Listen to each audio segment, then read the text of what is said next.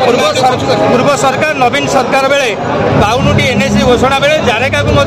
road map कर सब प्रकार प्रस्तुति सरी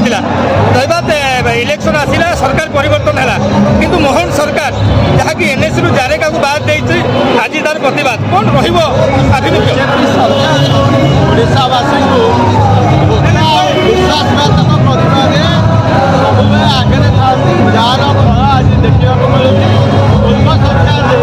जारका को एनएसी मान्यता दि जाइला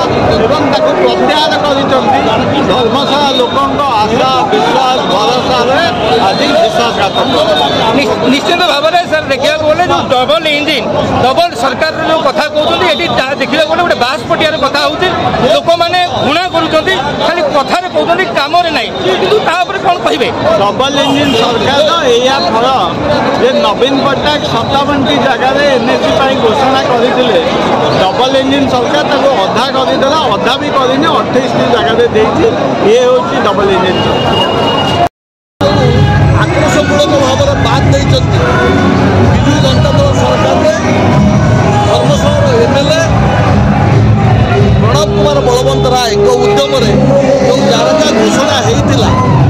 ये डबल इंजिन सरकार कहूँ रंगबदला सरकार आपको बातिल करते 2टी पर्यायर 28टी घोषणा कर